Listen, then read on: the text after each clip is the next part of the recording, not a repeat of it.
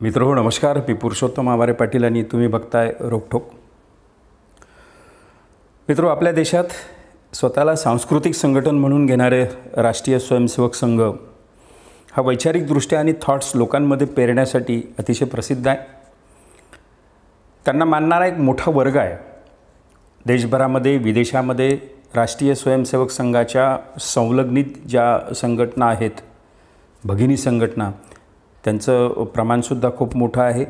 35 ते 40 भगिनी संघटना अधिकृत आहेत आणि वेगवेगळ्या क्षेत्रात ते पाय रोवून उतरलेले आहेत. मजबूत त्यांची मुळं आहेत. राष्ट्रीय स्वयंसेवक संघाचे अखिल भारतीय प्रचार प्रमुख सुनील आंबेकर यांनी मागच्या महिन्यात एक स्टेटमेंट असं केलं. त्यांचं म्हणणं आहे की माणूस एकाच वेळी धार्मिक, आध्यात्मिक आणि वैज्ञानिकसुद्धा असू शकतो. आता हा मुद्दा कशावरून आला?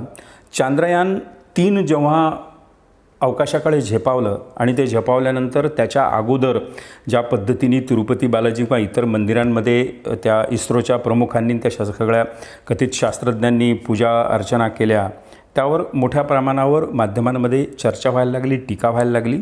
कदाचित ते त्या संदर्भात स्टेटमेंट असेल की तुम्ही एकाच वेळी धार्मिकसुद्धा असू शकता, आध्यात्मिकसुद्धा असू शकता आणि वैज्ञानिकसुद्धा असू शकता.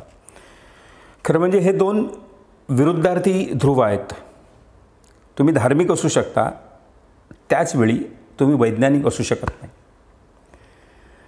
कारण की धार्मिक क्षेत्रात, आध्यात्मिक क्षेत्रात चिकित्सेचा विचार जो आहे, तो चिकित्सेचा विचार, विवेकाचा विचार तुमच्या मनात येऊ शकत नाही.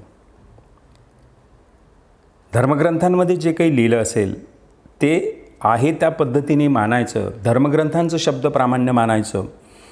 अशी शिकवण आध्यात्मिक क्षेत्रात दिली जाते, अशी शिकवण धार्मिक क्षेत्रात दिली जाते, गुरुपरंपरेत दिली जाते. मात्र ही सगळी परंपरा नाकारणारं विज्ञानाचं क्षेत्र असते. ते विज्ञानाचं क्षेत्र चिकित्सा शिकवते, प्रत्येक गोष्टीवर संशय घेणं शिकवते आणि त्याची खंडन-मंडन आणि उलट तपासणी घेणं शिकवते. आणि त्याच्यातून माणसातला वैज्ञानिक, माणसातला शास्त्रज्ञ विकसित होतो. परंतु राष्ट्रीय स्वयंसेवक संघ आहे, त्यांना आध्यात्मिक आणि काही धार्मिक गोष्टी लोकांच्या मनावर थोपवण्याचा निसर्गदत्त अधिकार जणू त्यांना मिळालेला आहे. त्यामुळे सुनील आंबेकर या पद्धतीचं स्टेटमेंट करतात. आधी सुनील आंबेकर काय म्हणतात ते ऐकूया. मतलब क्या होता है आजकल साइंस, मतलब विज्ञान का मतलब है कि आप अगर अपनी देसी बात कर रहे हो तो आप या तो आप धार्मिक हो सकते हो या आप वैज्ञानिक हो सकते हो. ये तो एकदम गलत बात है. मैं कहता हूं कि नहीं, मैं धार्मिक, आध्यात्मिक भी हो सकता हूं और मैं वैज्ञानिक भी हो सकता हूं. यही भारत की बात है, यही स्वामी विवेकानंद ने कहा, यही हमारी परंपरा में है. क्योंकि जो वैज्ञानिक है उस विज्ञान से ही अध्यात्म जन्म होता है. गीता में बहुत स्पष्ट रूप से कहा है कि जो ज्ञान भोग है, जो आपको गुरु और शास्त्रों से प्राप्त होता है, और विज्ञान भोग है जिसको आप अनुभूति ले लेते हैं, वो विज्ञान हो जाता है. तो हमारी पूरी जो शास्त्र की परंपरा ही विज्ञान के आधार पर है और वैज्ञानिक है. अब उसको अवैज्ञानिक बता करार लेना और हमने मान लेना, ये मान लेना ही हमारा कोलोनाइज माइंड है. इससे मुक्त होने की जरूरत है कि नहीं भाई, विज्ञान पर किसी एक का ठेका नहीं है. विज्ञान यूनिवर्सल है.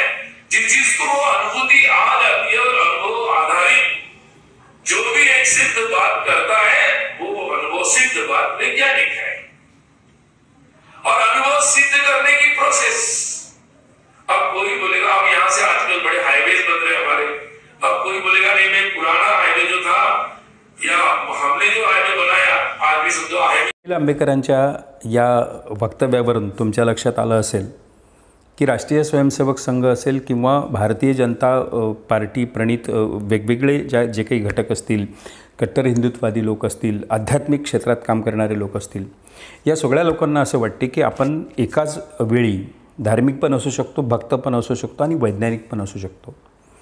धर्म आणि अध्यात्माचा असा सुंदर मिलाफ केल्याचा त्यांना आनंद होतो.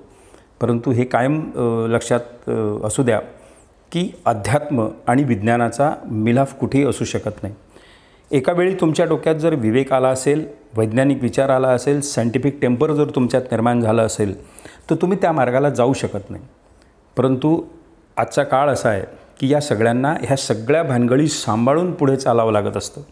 त्याच्यामुळे नेहमीच आध्यात्मिक क्षेत्रातून प्रामुख्यानं संघपरिवाराच्या वेगवेगळ्या समूहातून हे वाक्प्रचार सतत आपल्या कानावर आदळत असतात की तुम्ही शास्त्रज्ञ असू शकता, तुम्ही भक्तही असू शकता, तुम्ही कोणाचे तरी शिष्यसुद्धा असू शकता. त्यामुळे या पद्धतीचा विचार आपल्या देशातल्या वैज्ञानिक विचारसरणीच्या विरोधात जाणार आहे.